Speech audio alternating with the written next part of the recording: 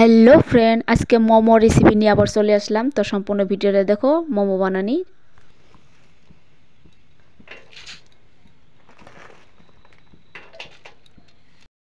এইখানে আমি নিচ্ছি লঙ্কা থেতলিয়ে নিচ্ছি, রসুন বাটা, আদা বাটা আর পেঁয়াজ কুচানো, ঠিক আছে। তারপরে বাঁধাকপিগুলা হাফ বয়েল করে নিলাম। আবার এইখানে আটাগুলা ময়দাগুলা আটা ময়দা মেখে রাখছি। তারপরে এইগুলা ভালো করে মাখবো। এইবার আমি মোমোর জন্যে রুটিগুলা গোল গোল করে বেলে নিচ্ছি। আগে বড় সাইজের রুটি বানিয়ে তারপরে ছোট ছোট বাটি দিয়ে আমি কেটে কেটে মোমোর শেপে আমি সেইগুলা করে নিচ্ছি। তো সম্পূর্ণ ভিডিওটা না দেখলে বুঝবে না, সম্পূর্ণ ভিডিও দেখো।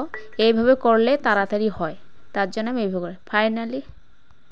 ফাইনালি আমার সম্পূর্ণ রুটিগুলা হয়ে গেল, দেখছো? সম্পূর্ণ রুটিগুলা হয়ে গেল। এখানে অল্প লবণ দিয়ে আদা রসুনগুলো ভালো করে মাখিয়ে নিব। মাখিয়ে নিয়ে মোমোর পুরটা বানাবো।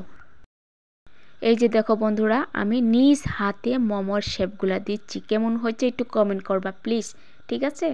তো এইভাবে দেখতে থাকো, একে একে সবগুলো আমি শেপ বানিয়ে নিচ্ছি। আমি একে একে মোমোর শেপগুলো দিচ্ছি। তো শেপগুলো দেওয়ার পরে সবগুলা হওয়ার পরে তোমাদের সঙ্গে আবার আসছি। এই সম্পূর্ণ হয়ে গেল। এখন আমি চুলায় গ্যাসটা লাগিয়ে নিলাম। তারপরে হাঁড়িটা বসিয়ে দিলাম। তারপরে হাঁড়িতে জলটা দিয়ে দিলাম। জলটা গরম হওয়ার পরে এইবার এইটা আমি দিয়ে দিলাম। এখানেই করব, কারণ আমার সেরকম মোমো বানানি পাত্র নাই, তাই ঘরের যা আছে সেইগুলো দিয়েই করছি। তো আধাগুলো দিয়েছি, তারপর ঢেকে দিলাম। ফাইনালি মোমো হয়ে গেল। ওয়াও, দেখো তো বন্ধুরা কেমন হয়েছে। কি একটা ব্রাউন একটা কালার আসছে, হালকা হালকা ক্রিমের মতো একটা কালার আসছে। তো এখানে আমি এই যে দেখো ধনেপাতার চাটনিও বানিয়ে রাখছি। দেখো নিজে হাতে সম্পূর্ণ, এটা হচ্ছে ধনেপাতার চাটনি। সসটা তো আমি আগের সম্পূর্ণ নিজের হাতে বানিয়ে নিছি।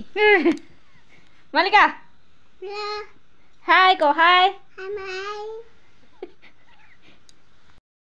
ঘরে এইভাবে ফ্রেশ বস্তু খাওয়া সবথেকে ভালো আমি মনে করি। রেস্টুরেন্টে খাওয়ার থেকে ঘরে বানিয়ে খাবে অনেক ভালো। একের পর এক আমি জিজ্ঞাসা করে যাচ্ছি। আমার হাজবেন্ড বলল বড়িয়া অনেক ভালো হয়েছে। তো ছেলেকে বললাম, ছেলে তো ঘুমের থেকে উঠলো, তাই কিছু বললো না। আমি খেয়ে বললাম সত্যি অনেক টেস্টি হয়েছে।